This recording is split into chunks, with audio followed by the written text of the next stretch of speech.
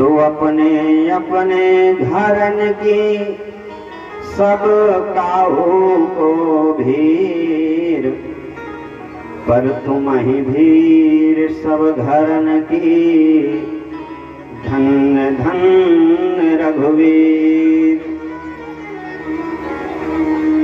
तो एक घड़ी आधी घड़ी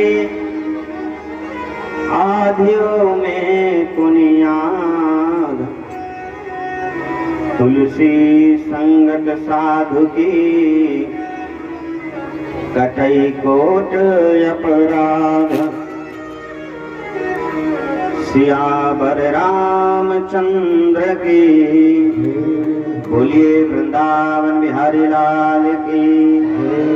यज्ञ नारायण भगवान की, यज्ञ में पधारे 33 कोटि देवी देवताओं की, गांव के समस्त देवी देवताओं की। आइए सर्वप्रथम 2 बार भगवान नाम संकीर्तन करें। तत्पश्चात जैसे श्री हनुमान जी की कृपा होगी, कथा के माध्यम से आपकी सेवा करने का प्रयास करेंगे। प्रेम के साथ 2 बार भगवान नाम संकीर्तन अवश्य करेंगे।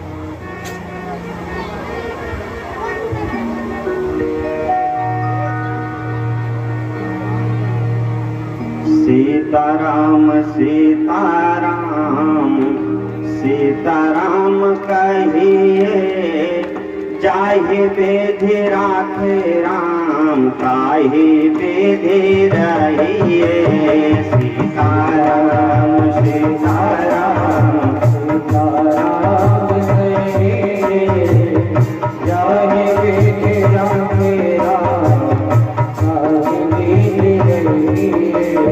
सीताराम सीताराम सीताराम कहिए, चाहे बेधि राखे राम, ताहि बेधि रहिए। सीताराम सीताराम सीताराम कहिए, चाहे बेधि राखे राम, ताहि बेधि रहिए।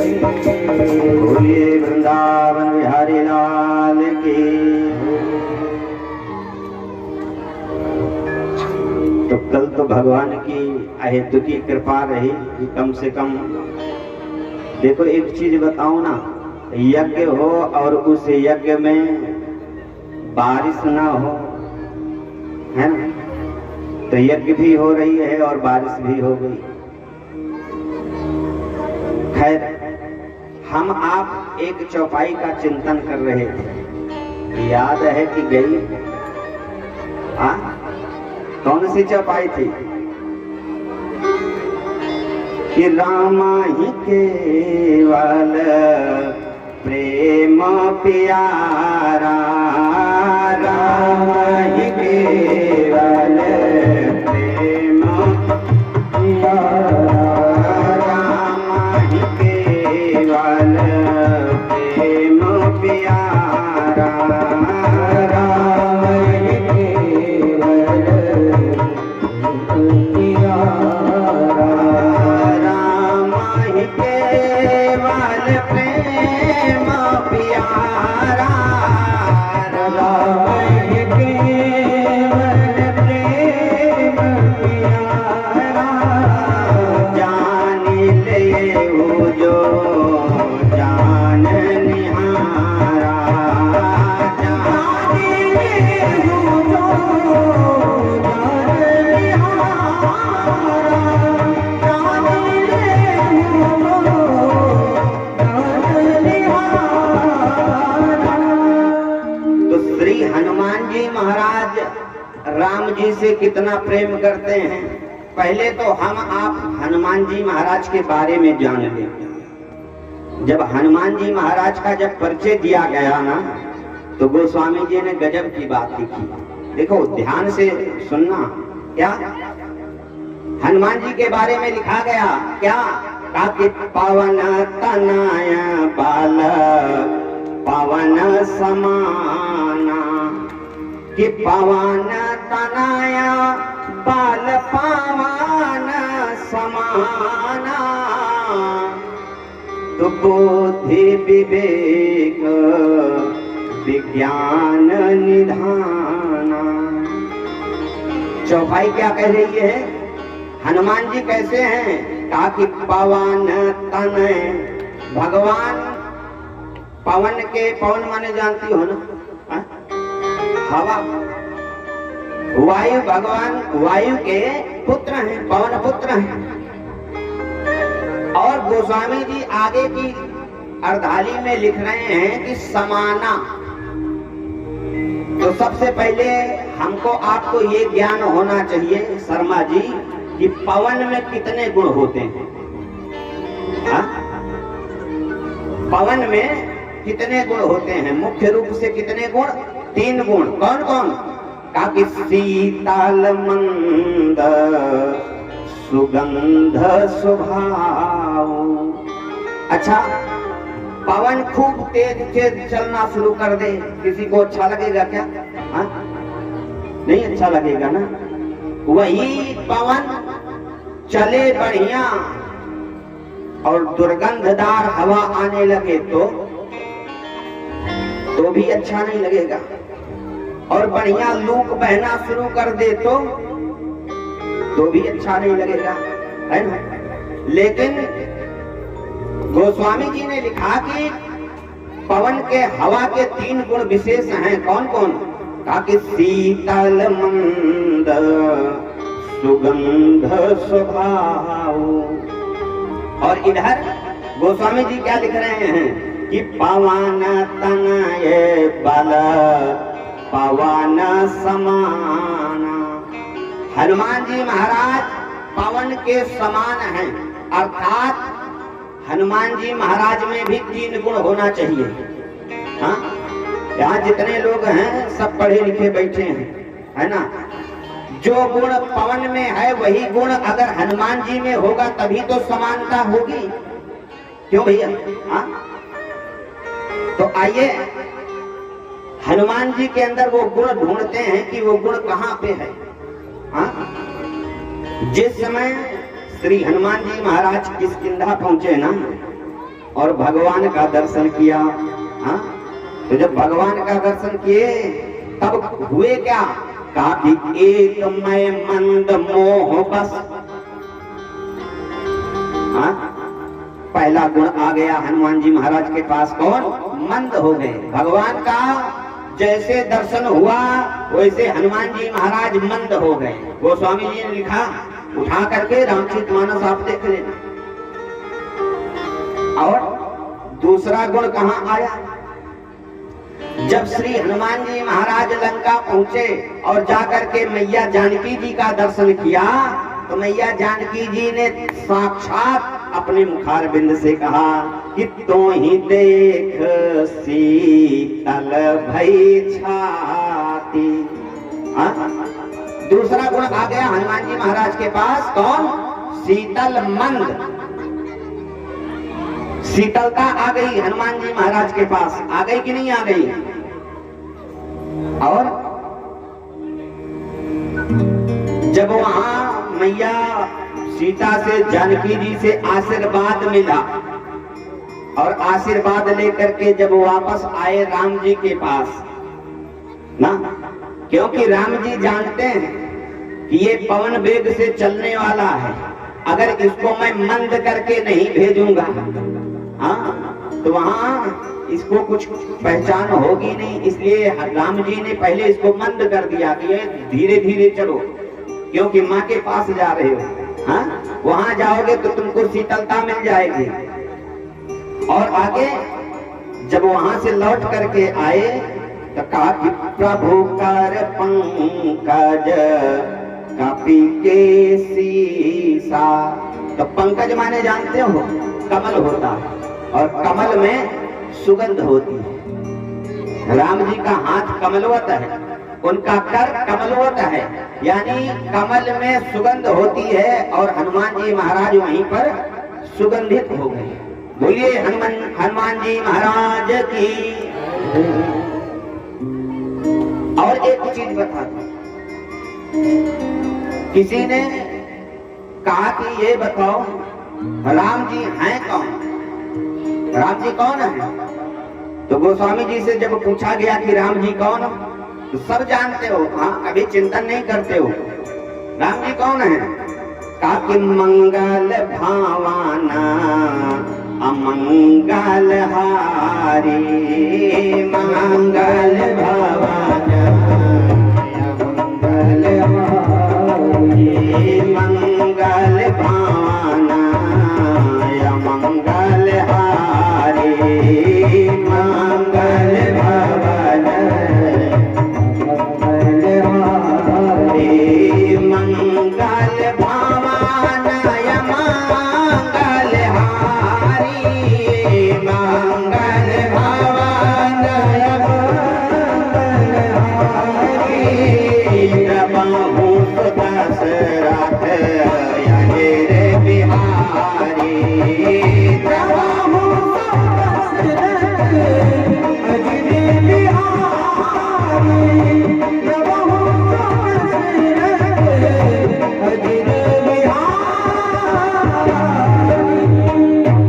तो राम जी क्या है?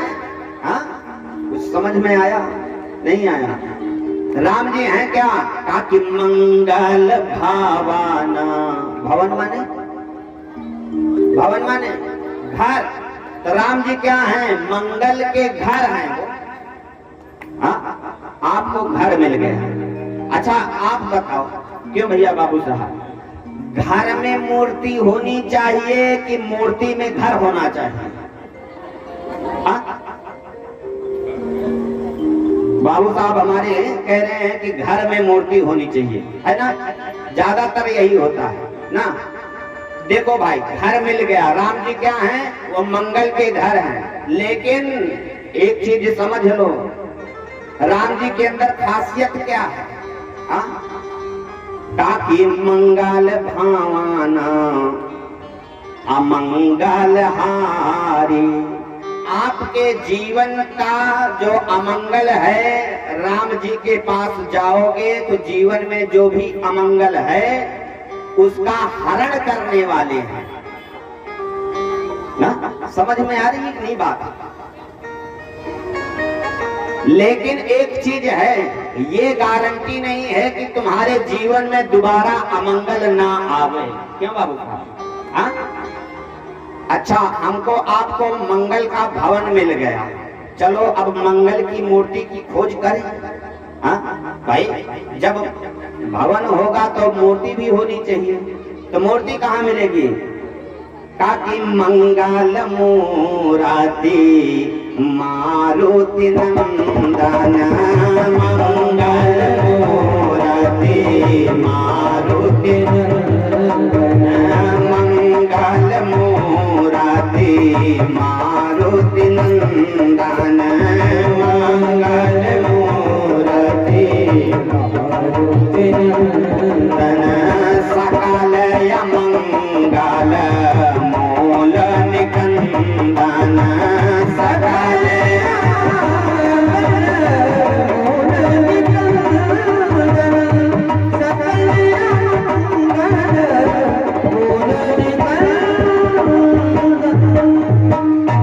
हनुमान जी कौन है? कहा कि मंगल की मूर्ति हैं। क्यों भैया पंडित जी? हनुमान जी कौन है? मंगल की मूर्ति। खासियत क्या है? कहा कि सकल अमंगल मूल, मूल माने होता है जड़, जड़ से उखाड़ करके फेंक देने वाले हैं। जरा सोचो, आपके पास एक मोबाइल हो और उस मोबाइल को बढ़िया किसी पथरा पे रख करके खूब बढ़िया उसकी कुटाई करो, तो क्या दोबारा वो बन सकता है? ठीक उसी प्रकार से श्री हनुमान जी महाराज की जब कृपा हो जाएगी ना, तो आपके जीवन से जितना अमंगल है उस अमंगल को जड़ से खोद करके फेंक देने वाले हैं। अब आपको भवन भी मिल गया, मूर्ति भी मिल गई। लेकिन जरा सोचो, अभी आप लोगों ने कहा कि भवन में मूर्ति होनी चाहिए, है ना, लेकिन जरा गोस्वामी जी महाराज को देखो, कितना गजब का तर्क दिया। मूर्ति में भवन बनाने का प्रयास कर रहे हैं। जरा सोचना, बुद्धि लगेगी। हाँ, क्योंकि सब पढ़े लिखे हो, और पढ़े लिखने के बाद फिर थोड़ा सा दिमाग लगाओ। मंगल भवन कौन है? राम जी। मंगल की मूर्ति कौन है? हनुमान जी। तो गणित का एक सूत्र है, लंबाई बता दिया, चौड़ाई बता दिया, ऊंचाई निकालो। हाँ, तो बाबू साहब भवन की लंबाई चौड़ाई बता रहे हैं गोस्वामी जी। राम जी को, राम जी मंगल के भवन है, तो उनकी लंबाई चौड़ाई बता रहे हैं कि दिखरावा निज मातहि अद्भुत रूप यखंड, तो रोम रोम प्रति लागहि कोटि कोटि ब्रह्मांड। एक एक रोए में राम जी के करोड़ों करोड़ ब्रह्मांड लटक रहे हैं। तो मकान जो भवन है वो कितना लंबा चौड़ा हो गया। हाँ, लेकिन वही भवन जब श्री हनुमान जी महाराज अपने हृदय में क्या काकि प्रणव पवन कुमार खल बन पावक ज्ञान घन, जास हृदय आगार बसहि राम। कौन बस गया मूर्ति में? कौन बसा? वो भवन बसा कि नहीं बसा? बसहि राम सर चाप धर। तो हमारे हनुमान जी महाराज बहुत दयालु हैं भला। हाँ, एक बार शनि बाबा की ड्यूटी लग गई।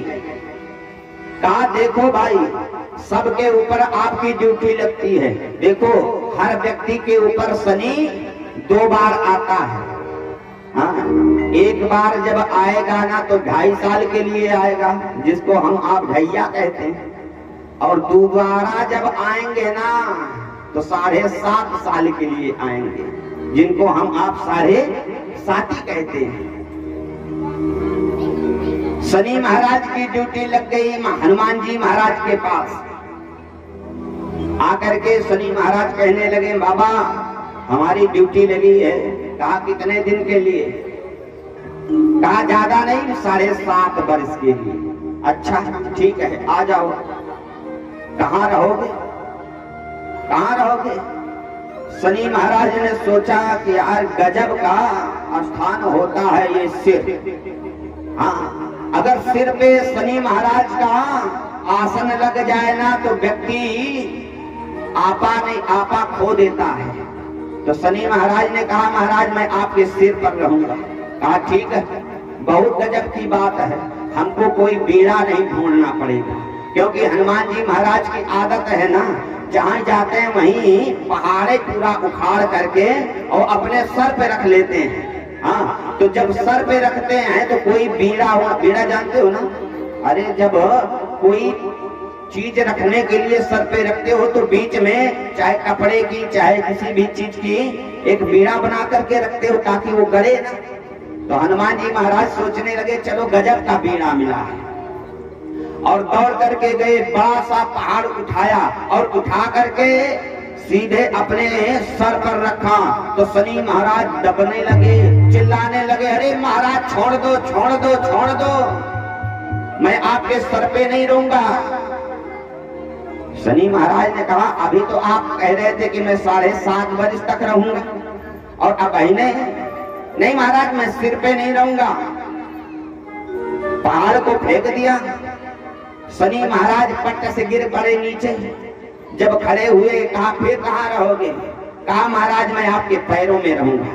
ठीक है, पैर में शनि महाराज जी आकर के बैठ गए। हनुमान जी महाराज ने कहा ठीक है बच्चू राम।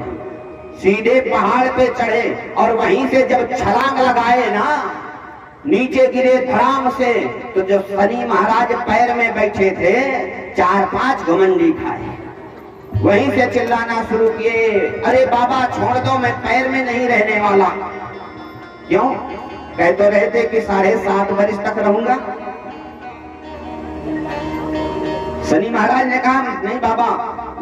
शनि महाराज ने सोचा कि सर पे रहता हूं तो पथरा लादता है, हाँ, और पैर में रहता हूं तो छलांग लगाता है। सबसे बढ़िया है कि पेट में बैठ जाओ, आराम रहेगा।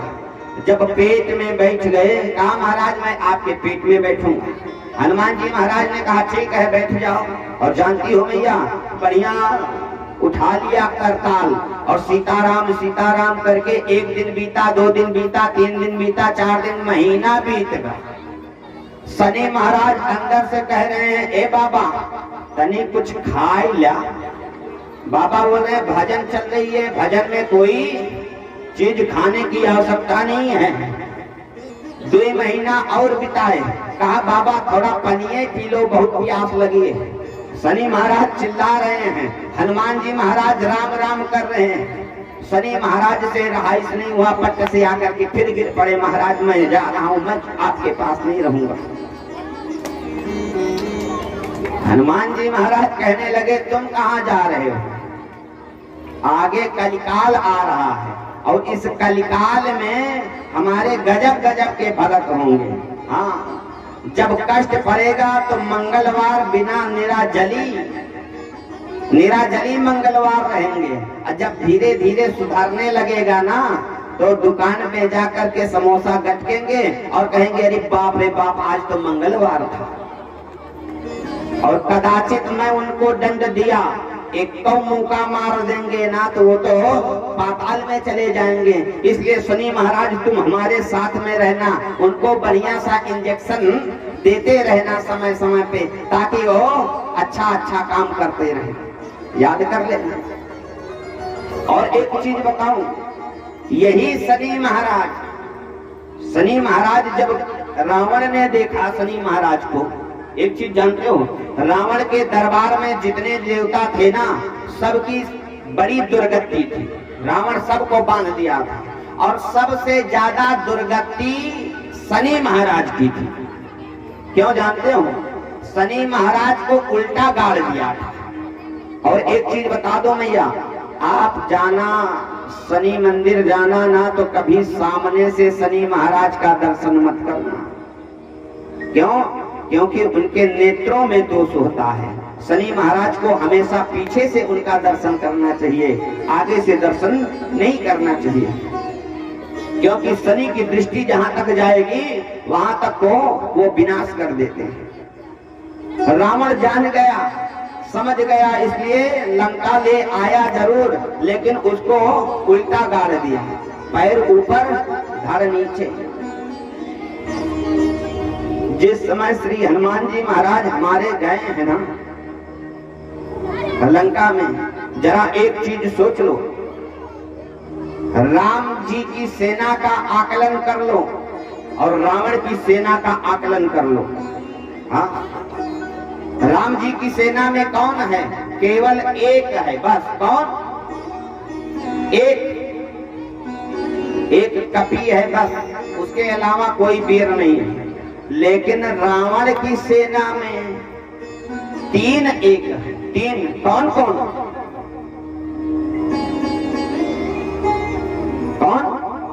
सबसे पहले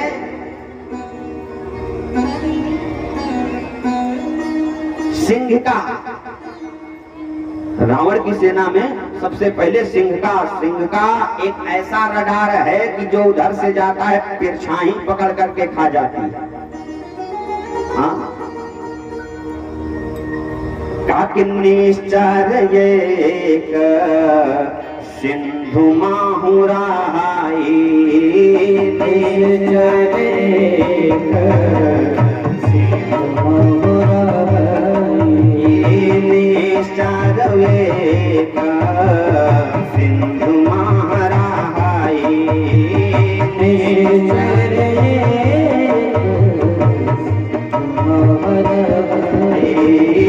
करे माया प्रभु के पग गाई, करे माया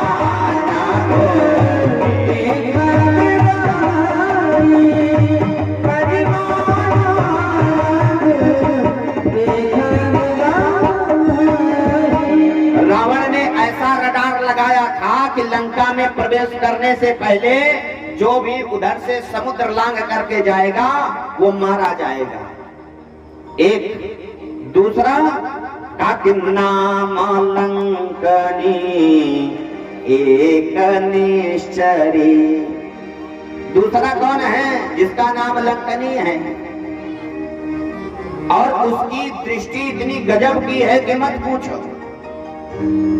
और तीसरा त्रिजटा नाम राक्षसी का। और तीसरा कौन है? त्रिजटा है। ये रावण का सैन्य बल है। लेकिन जरा सोचो, जिस समय श्री हनुमान जी महाराज हमारे पहुंचे हैं ना, जानते हो बाबू साहब, जैसे पहुंचे लंका में ना, तो दूतों ने देखा और जो देखा कि एक बंदर आया है, भारी बंदर है, इधर उधर तहस नहस कर रहा है, तो जो सैनिक थे ना वो सोचने लगे अगर मैं रावण के पास गया और जाकर के ऐसे बता दिया कि राजा साहब एक बंदर आया है, बहुत तोड़ फोड़ कर रहा है, तो रावण खुद ही तलवार निकालेगा और मेरा धड़ शरीर से अलग कर देगा। क्योंकि वो कहेगा कि ये जो दुई गगरी शराब और ये मांस मदिरा मैं खिला रहा हूँ, वेतन दे रहा हूँ ऊपर से, इसको मैं ऐरे दे रहा हूँ क्या? इसलिए सैनिकों ने गजब की सोची। और जानती हो मैया, दौड़ करके गए। पहला भाव सुनना, दौड़ करके जब गए ना, तो दौड़ने में सांस फूलती है कि नहीं फूलती? दौड़ने में सांस फूलती है, और जब सांस फूलती है तो व्यक्ति ज्यादा शब्द नहीं बोल पाता ना। तो सारे के सारे सैनिक दौड़ करके गए और रावण के पास जब गए ना, तो कहा कि नाथ। रावण ने कहा क्या है? कहा एक। अरे सरकार एक। कहा कौन एक? आवा महाराज आया है। कहा कौन आया? कहा कपी, एक बंदर आया है।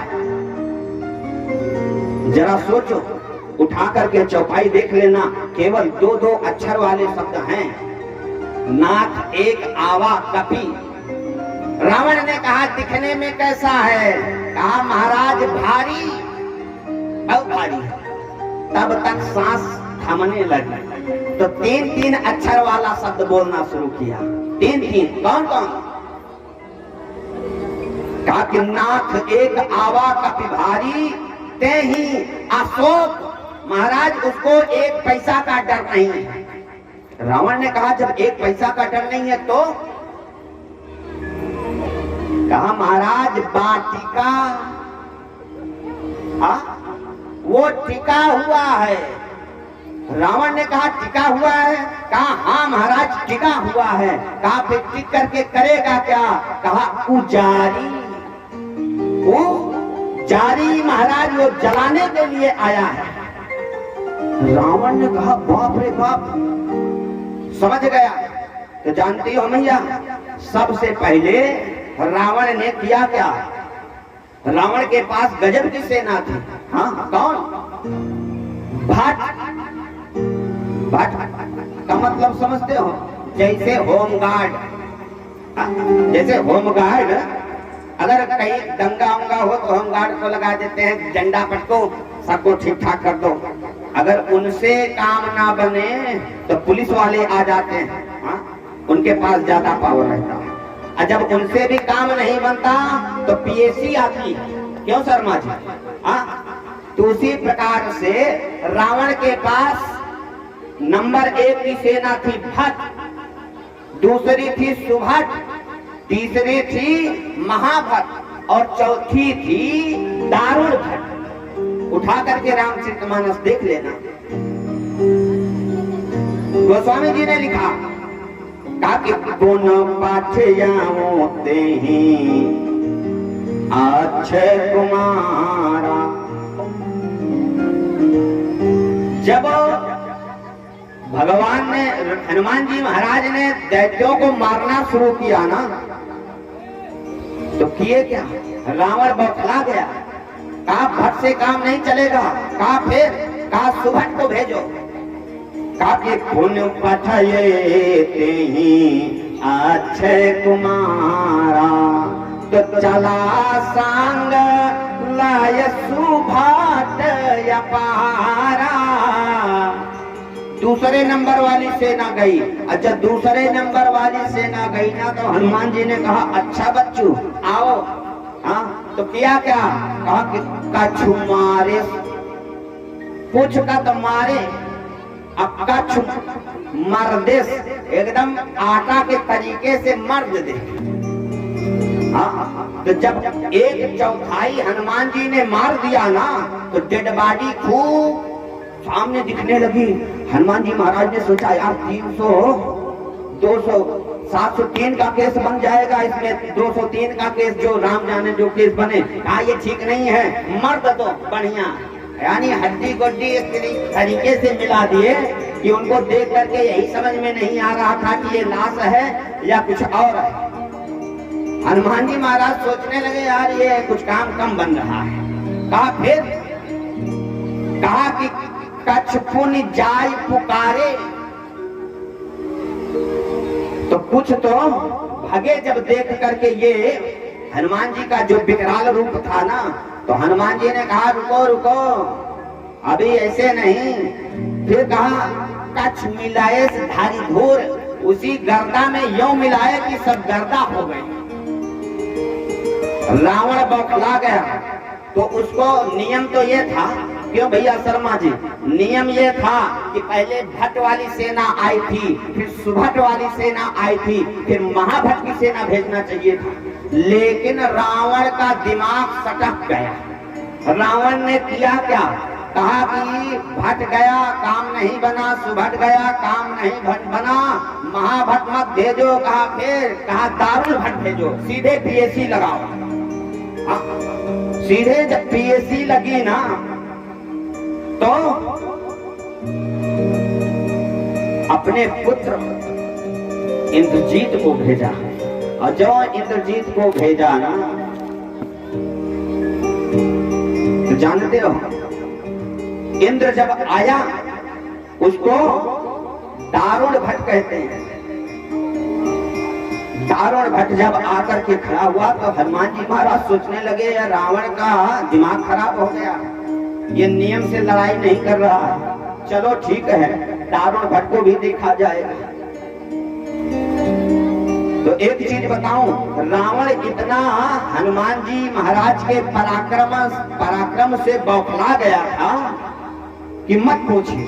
जिस समय रावण गया लंका में, राम और रावण का युद्ध हो रहा था, उस समय रावण भी सोच रहा था कि कुछ ना कुछ तो करना चाहिए। लेकिन जरा सोचो, वो दारुण भट्ट ने ब्रह्मास्त्र का प्रयोग किया, हनुमान जी महाराज को बांध लिया, और हनुमान जी महाराज को बांध करके सीधे लंका ले गया। और लंका में एक चीज मैं और बता दूं, जिस शासक की बात को अगर सैनिक नहीं मानते, उसका शासन और प्रशासन दोनों खराब माना जाता है। क्यों भैया शर्मा जी, आपकी दृष्टि कहीं और है। हाँ, ध्यान से सुनो। हनुमान जी महाराज को लेकर के गए तो हनुमान जी महाराज सोचने लगे कि रावण की सभा में एक नियम है, क्या जानते हो, जो जिस चीज की क्षति किया है उसी चीज को रावण ले जा करता था। तो हनुमान जी महाराज सोचने लगे कि रावण की बहन का नाक कटा, कान कटा, और कदाचित वही नियम लग गया कि नाक के बदले नाक, कान के बदले कान, तब गड़बड़ हो जाएगा। हनुमान जी महाराज सोचने लगे कि मैं 100 योजन पार होकर के नाक कटाने आया। रावण ने कहा इस दूत को, तब तक हनुमान जी महाराज सोचने लगे, हनुमान जी महाराज सोचने लगे कि ठीक है चिंता ना करो। तो जानती हो मैया, हनुमान जी महाराज अपनी पूंछ को उठाया, मस्तक पे लगाया और लगा करके बढ़िया उस पूंछ को चूमा। तब तक विभीषण आया। विभीषण ने कहा ये देखो ये नीति विरोध माना गया है, नीति विरोध माना गया है, क्योंकि दूत को मारना नहीं चाहिए। तो जानती हो फिर तब तक रावण की दृष्टि पड़ी कि ये जो बंदर आया है ये बार बार पूंछ उठा करके सिर पे लगा रहा है, बार बार इसको चूम रहा है, चाट रहा है, यानी इस बंदर को सबसे ज्यादा अपनी पूंछ प्यारी है। तो जानते हो रावण ने एक शब्द कह दिया, सुनो सैनिकों, कहा क्या? कहा ऐसा करो कि इस बंदर के पूंछ में कपड़ा लपेटो, उसमें तेल लगाओ और आग लगाओ। हाँ? कपि के ममता पूंछ पर सब ही कहाऊं समझाय, तो तेल बोर पट बांध पुनि पावक देव लगाय। आदेश क्या हुआ था कि तेल बोरो और आग लगा दो। तो सैनिकों ने विचार किया 100 योजन से आया है ये बांधर, और अगर मैं तेल थोड़ा से कपड़े में तेल लगा करके लपेट दिया और लपेट करके आग लगा दिया तो ये जाएगा भारत तो बताएगा कि श्रीलंका में 150 ग्राम घी नहीं था। हाँ, तो सैनिकों ने किया क्या? कहा यार कितना घी लगेगा, 150 ग्राम घी लगेगा, पूंछ जलाने में कितनी घी लग सकती है। हाँ, तो सबसे पहले कपड़ा मंगाया गया। कहा यार पुराने धुराने कपड़े जलाने से क्या फायदा है, क्या लपेटेंगे, अरे 1-2 मीटर लगेगा। हाँ, कपड़ा पूरे लंका का कपड़ा मंगा लिया और हनुमान जी महाराज के पूंछ में लपेटना शुरू किया। हाँ, और जब पूंछ में लपेटे तो थोड़ी सी पूंछ बाहर, जितनी फैक्ट्रियां थी कपड़े वाली सब मंगा लिया, फिर भी पूंछ नहीं ढक पाए। तो इसमें से जो मंत्री था, मंत्रियों ने कहा देखो सैनिकों, ये अब हमारे लंका के आन की बात हो गई है, जितने कपड़े तुम लोग शरीर में धारण किए हो सब उतारो। उतारा गया और हनुमान जी महाराज के पूंछ में लपेटा गया, फिर भी पूंछ में थोड़ी सी बाकी। हाँ, और उधर से कहा कि देखो भाई इज्जत की बात है, घी लगना चाहिए। तो लंका में जितना घी था सारा का सारा घी ले आए और लगा करके हनुमान जी महाराज के पूंछ में लगा दिया, फिर भी हनुमान जी महाराज की पूंछ गीली नहीं हुई। तेल लगाया, अब जब तेल और घी दोनों समाप्त हो गया तो सैनिक एकदम गुस्सा करके कहने लगे बाप रे बाप। गए राजा के पास, रावण के पास जाकर के कहा महाराज क्या बताऊं। रावण ने कहा क्यों, आग लग गई बंदर के पूंछ में? कहा नहीं महाराज। कहा क्यों? कहा महाराज रहा न नगर बसा न भिद तेला। महाराज पूरे लंका में न तेल रह गया है न घी रह गया। जैसे रावण ने सुना कि घी, सैनिकों को कहा मैंने तुमसे कहा था कि तेल बोर पट बांध पुनि, मैंने कहा था तेल लगाओ और तुम कह रहे थे कि घी नहीं है, घी तेल दोनों समाप्त, घी लगाने के लिए कौन कहा था? सैनिकों ने कहा महाराज क्या बताएं, हमने सोचा कि 150 ग्राम लगेगा, विदेश से आया है, 100 योजन दूर से आया है, और अगर तेल में अगर इनकी पूंछ नहीं, घी में पूंछ नहीं जलाएंगे तो लंका की बेइज्जती होगी, इसलिए हमने सोचा कुछ लगेगा। महाराज देखते देखते पूरे लंका का कपड़ा लग गया और पूरे लंका का घी तेल दोनों समाप्त हो गया। तो जानते हो ये पूंछ कौन है? हाँ, ये पूंछ कौन है? एक बार मैया पार्वती भगवान भोले बाबा से कहने लगे कि बाबा सब हमारी जो सखियां हैं वो महलों में रहती हैं और हम कैलाश पर्वत पे रहते हैं, पहाड़ पे रहते हैं, कम से कम 1-8 भवन तो हमको भी चाहिए। भोले बाबा ने कहा ठीक है। विश्वकर्मा जी को आदेश दिया, बढ़िया सुंदर नगरी का निर्माण हुआ, स्वर्ण नगरी लंका। लेकिन रावण आचार्य बन के आया और उसी लंकवई को मांग लिया। तो मैया पार्वती कहने लगी, बच्चों ठीक है, भोले बाबा ने तो कहा कि पार्वती हमारे आपके किस्मत में नहीं है भवन में रहना। लेकिन मैया पार्वती ने कहा ठीक है बच्चों, लेकिन जानती हो मैया, जिस समय भगवान शंकर ने 11वां अवतार लिया, काकि जेहि शरीर रति राम सोई याद रही सुजान, रुद्र देह तज नेह बस बानर भे हनुमान। भगवान भोले बाबा एकदम मस्ती के साथ बैठे थे। और जानते हो मैया, हनुमान जी महाराज कहे और भोले बाबा कह रहे थे कि पार्वती जानती हो, आज जरा देखो बाबा का प्रेम राम जी के प्रति। हाँ कौन? काकि राम ही केवल प्रेम प्यारा। प्रेम देखो जरा, राम जी के प्रेम में भगवान भूतनाथ भोलेनाथ ने मैया पार्वती से कहा कि पार्वती मैं अब इस धरा धाम पे जा रहा हूँ। मैया पार्वती ने कहा कि बाबा आप धरा धाम पे जा रहे हो? हाँ। अवतार लेकर के जा रहे हो? हाँ पार्वती मैं अवतार लेकर के जा रहा हूँ। मैया पार्वती ने कहा कि कौन सा रूप धारण करके जा रहे हो? भगवान भोले बाबा ने कहा बंदर का। मैया पार्वती ने कहा और कौन रूप धारण कर सकता है? एक के अलावा आपको कौन सा रूप मिल सकता है? मैया पार्वती ने कहा कि बाबा मैं भी चलूंगी। भगवान भोले बाबा ने कहा पार्वती मैं ब्रह्मचारी बंदर बन के जाऊंगा राम जी की सेवा में। मैया पार्वती ने कहा मैं भी बंदरिया बन के चलूंगी। भगवान भोले बाबा ने कह दिया नहीं पार्वती तुम नहीं जाओगी। मैया पार्वती ने कहा अच्छा ठीक है बाबा ये बताओ, तुम अपना हाथ बंदर का बना लोगे, अपना पैर बंदर का बना लोगे, अपना मुंह बंदर का बना लोगे? हाँ सब कुछ आप अपना बंदर का बना लोगे, लेकिन बंदर के पास एक चीज और होती है। भोले बाबा ने कहा क्या?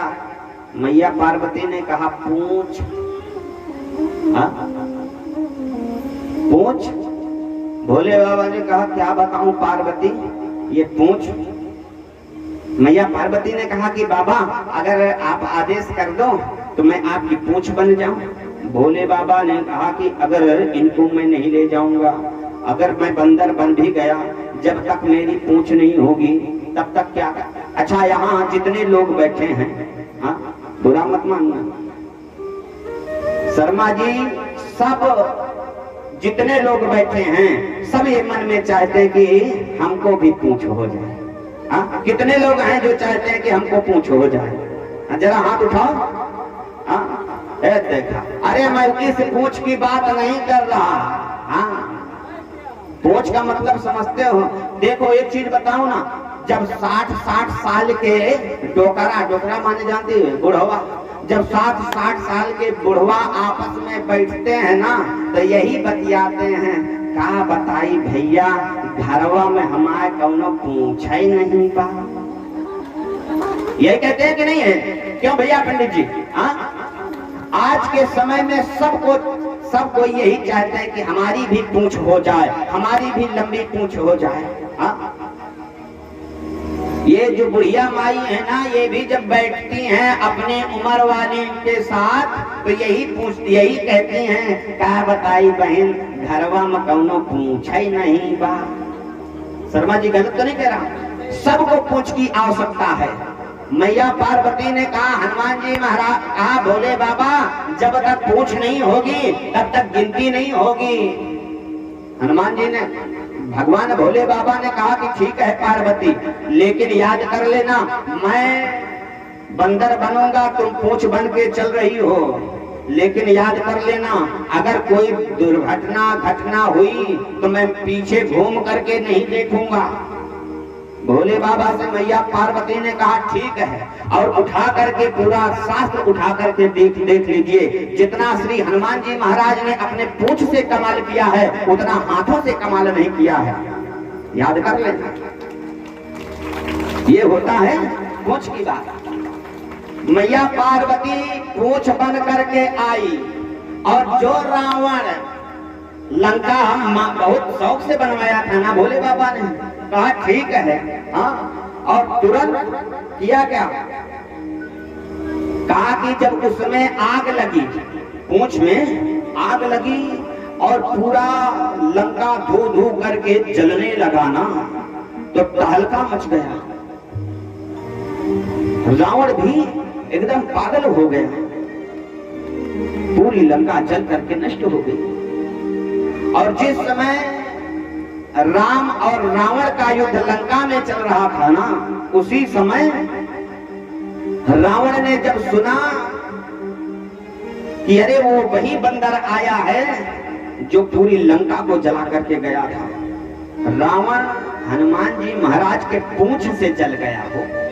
एक चीज समझ लेना, जो व्यक्ति किसी के पूंछ से जलता है ना, उसको कभी पूंछ नहीं होती भला। हाँ, याद कर लेना, अगर आप दूसरे के पूंछ से जल रहे हो तो तुमको कभी पूंछ होने वाली नहीं है। रावण ने विचार किया ठीक है, आज मैं अमर सेना भेजूंगा, इस अमर सेना को ले जाओ, आदेश दे दिया। और जो आदेश दिया, अमर सेना जब आने लगी तो रामादल में शोक मनान होने लगा, हे भगवान अमर सेना आ रही है, अब क्या होगा। श्री हनुमान जी महाराज ने कहा ठीक है, चिंता ना करो, आज कोई नहीं जाएगा, आज मैं जाऊंगा, क्योंकि अमर सेना के साथ अमर सेना लड़ेगी। लक्ष्मण जी महाराज कहने लगे हैं, तुम कब से अमर हो गए। हनुमान जी महाराज ने कहा कि याद कर लो लक्ष्मण भैया, रावण की अमर सेना को अमर ब्रह्मा जी ने किया है, लेकिन हमको अमर हमारी अम्मा जी ने किया है। हाँ, कि अजर यमार गुण निधि सुध हो, अजर यमार गुण निधि सुध हो, अजर यमार गुण निधि सुध हो, अजर यमार गुण निधि सुध हो, करहु बहुत रघु नायक छो, करहु बहुत रघु। श्री हनुमान जी ने कहा लक्ष्मण भैया, हमारी माता जी ने हमको अमर कर दिया है। लक्ष्मण जी ने कहा ठीक है, अमर सेना के साथ फिर अमर ही जाए, हम लोगों को क्या काम है। हनुमान जी महाराज गदा लेकर के रणभूमि में पहुंच गए। जरा आपकी दृष्टि हमारी ओर हो, बस ध्यान से सुनना। उधर से रावण की अमर सेना आई और रावण की अमर सेना ने हनुमान जी महाराज के ऊपर वार करना शुरू किया। और जब हर वार करना शुरू किया तो हनुमान जी महाराज गदा लेकर के अपना बचाव करना शुरू किया। लक्ष्मण जी महाराज कहने लगे, वाह रे हनुमान जी, यही करने गए हो। हनुमान जी महाराज कहने लगे, लक्ष्मण भैया, इनको मारोगे तो ये मरेंगे नहीं, तो इनसे बचने का ही प्रयास करो। तो जानती हो मैया किया क्या, तुरंत अपनी पूंछ को बढ़ाया और पूंछ को बढ़ा करके जितनी अमर सेना थी सबको अपने पूंछ में लपेटा और लपेट करके जो झटका दिया ऊपर ना, तो सर ऊपर चले जा रहे थे। एक दूसरे से पूछ रहा है, एक अमर दूसरे अमर से पूछ रहा है, भैया कहाँ जा रहे हैं। अगर गिरेंगे तो डॉक्टर भी नहीं बता पाएंगे कि हड्डी कितनी जगह से टूटी हुई है। लोगों ने कहा, अमर सेनाओं ने कहा, चिंता ना करो, मरोगे नहीं, हड्डी चाहे जितनी जगह से टूटे। हाँ, क्योंकि हम अमर हैं। हाँ, अमर सेना को भगवान हनुमान जी महाराज ने ऊपर फेंक दिया। हाँ, और जो ऊपर गई तो संदेशा भेजा रावण के पास, महाराज सारी सेना गायब। रावण ने कहा क्या हुआ? कहा महाराज कुछ नहीं, जो बंदर आया था ना उसी की पूंछ ने राम जाने अमर सेना को कहां फेंक दिया। रावण एकदम खींच गया। ठीक है, आज मैं इस बंदर को जाऊंगा। सबसे पहले गया और जा करके, जानती हो मैया, भगवान भोले बाबा से प्रार्थना किया, क्योंकि भगवान भोले बाबा का बहुत बड़ा भगत था। जाकर के प्रार्थना किया, हे प्रभु, मैंने जीवन में जितना पुण्य किया है, जितना पूजा पाठ किया है, आज सब का फल चाहता हूं। भगवान भूतनाथ भोलेनाथ उपस्थित हो गए। बोलो क्या चाहते हो? रावण ने कहा महाराज मैं ये चाहता हूं कि मैं जा रहा हूं उस बंदर की पूंछ को खींचने और एक ही झटके में टूट जाए। भोले बाबा मुस्कुराने लगे, कहा ठीक है। अब जा करके प्रणाम किया। रावण गया, हनुमान जी महाराज बैठे थे। जरा आपकी दृष्टि हमारी ओर हो। जिस समय हनुमान जी महाराज बैठे थे और इधर रावण चुपके से गया और जा करके हनुमान जी महाराज की पूंछ को पकड़ा और सोचा कि पकड़ के जो झटका दो ना, वैसे हनुमान जी महाराज डर से हो 10 लाख किलोमीटर की रफ्तार से उड़ान भरे। और जब भरे ना तो रावण जो पकड़ के पूंछ सोच रहा था उखाड़ूंगा ना, वही पिछले पकड़ के लटक गया, सर ऊपर चला जा रहा था। हनुमान जी महाराज एकदम ऊपर 10 लाख किलोमीटर ऊपर चले गए। रावण ने जब देखा नीचे की, बाप रे बाप, जो अभी तक रावण भगवान भोले बाबा से प्रार्थना किया था कि हे बाबा मेरे पूजा का फल दे दो, मेरे पूजा पाठ का पूरा फल ये दे दो कि इस बंदर की मैं पूंछ उखाड़ करके फेंक दूं। भोले बाबा से प्रार्थना करता है, हे बाबा अगर जीवन में मैंने कुछ किया है, कोई भी आपकी पूजा पाठ जो भी किया है उसका फल यही देना कि इस बंदर की पूंछ न टूटे। अगर पूंछ टूट गई तो मैं नीचे गिरूंगा और नीचे गिरूंगा तो हड्डी गुड्डी भी पता नहीं लगेगी कि कहां गई। इसलिए बाबा मैं आपसे प्रार्थना करता हूं कि इस बंदर की पूंछ ना टूटे। जिस समय रावण से हनुमान जी महाराज ने कहा, क्यों रावण, तेरे में और मेरे में केवल एक अंतर है बस।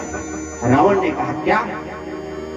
रावण तू ममता को फैलाना जानता है और मैं भी ममता को फैलाना जानता हूँ, लेकिन अंतर इतना है कि तू ममता को समेटना नहीं जानता और मैं इस पूंछ रूपी ममता को फैलाना भी जानता हूँ और समेटना जानता हूँ। क्यों? समेटने का प्रमाण क्या है? जिस समय आग लगना शुरू हुआ ना मैया, तो हनुमान जी महाराज ने जब देखा कि आग लग गई भैया बाबू साहब, तो हनुमान जी महाराज ने किया क्या, जो यहाँ से अरखा तक की पूंछ थी ना, उस पूंछ में मोटी सी पूंछ, उसमें कपड़ा लपेटा गया था। तो हनुमान जी ने किया क्या, कहा कि नींबू के माने नुकचाना, पतला सा पूंछ करके नुकचा लिया। अब बताओ आप, लंकाई का कपड़ा, लंकाई का घी, लंकाई का तेल, लंका के लोग जलाने वाले, लंकाई की माचिस, क्या हनुमान जी महाराज माचिस लेके गए थे क्या? सब जला करके नष्ट कर दिया। हनुमान जी ने कहा, रावण याद कर लेना, मैं जितना ममता को फैलाना जानता हूँ उतना ममता को समेटना भी जानता हूँ, फर्क केवल इतना है बस। और जिस समय मैया के सामने आकर के श्री हनुमान जी महाराज खड़े हुए हैं ना और प्रणाम किया है, महारानी जनक दुलारी जानकी जी कहने लगी कि बेटा मैं तो तुम्हारे लिए बहुत चिंतित थी, मैं तुमसे एक प्रश्न पूछती हूँ। पूछो मैया। पूछा, लंक जला के जली भी नहीं, हनुमंत विचित्र है, पूछ तुम्हारी कि लंक जला के जली भी नहीं हनुमंत विचित्र है। पूछ तुम्हारी तो कौन सजा दो कि कौन सजा दो धरा इस समय हंस पूछा तुम्हें मिथिलेश कुमारी। हनुमान जी ने उत्तर दिया काकही आगे मोरे सिया राम बसे यही नाते बनी है पूछ हमारी। काकि बानर को भला कि बानर को भला पूछता कौन श्री राम के पीछे है पूछ हमारी। बानर को भला पूछता कौन श्री राम के पीछे है पूछ हमारी। याद कर लेना, अगर श्री हनुमंत लाल जी महाराज ये कह रहे हैं कि मैं बंदर हूँ, लेकिन मेरी पूंछ इसलिए है कि हमारे सामने हमारे आगे राम जी हैं, तो याद कर लेना अगर हमारे आपके जीवन में ये आ गया क्या कि रामा ही केवल प्रेम प्यारा तो जान ले हो जो जान निहारा।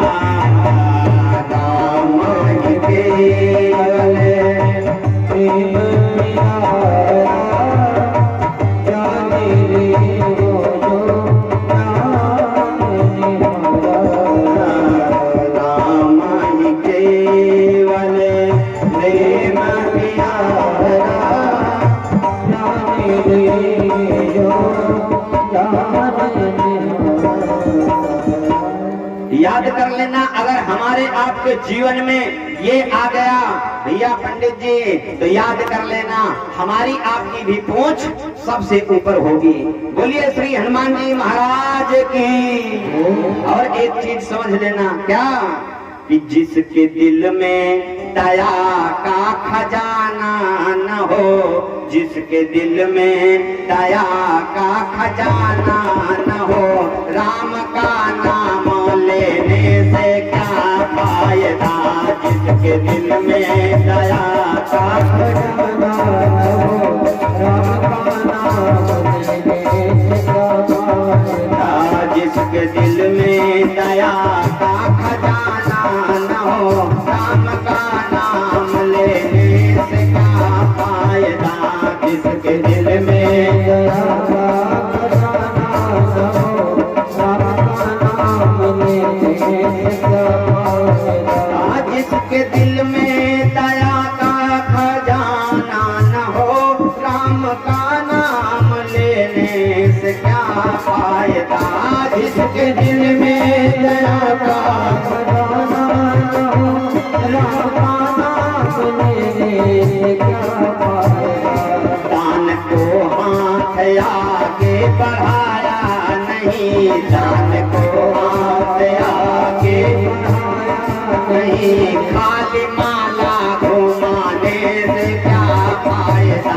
दान को हाथ आगे बढ़ाया नहीं, खाली माला घुमाने से क्या फायदा।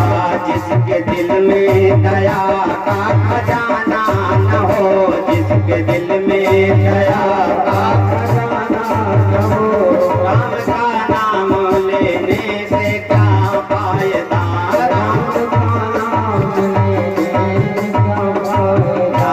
जिसको मतलब है बस अपने आराम से, जिसको मतलब है बस अपने आराम से, दूसरों की मुसीबत से क्या वास्ता। दूसरों की मुसीबत से क्या वास्ता। गजब की पंक्ति है। हाँ, जिसने जिसने माता पिता की न सेवा करे, जिसने माता पिता की न सेवा करे, उसको गंगा नहाने से क्या फायदा। माता पिता की न सेवा करे, उसको गंगा नहाने से क्या फायदा। जिसके दिल में दया का खजाना नहीं, राम का नाम लेने से क्या फायदा। जिसके दिल में दया का खजाना नहीं, राम का नाम लेने से क्या फायदा। जिसने विषयों को मन से हटाया नहीं, जिसने विषयों को मन से हटाया नहीं, पाप कर्मों को दिल से भुलाया नहीं, पाप कर्मों को दिल से भुलाया नहीं। जिसको सत्संग से बोध आया नहीं, जिसको सत्संग से बोध आया नहीं, उसको मानो कहाने से क्या फायदा।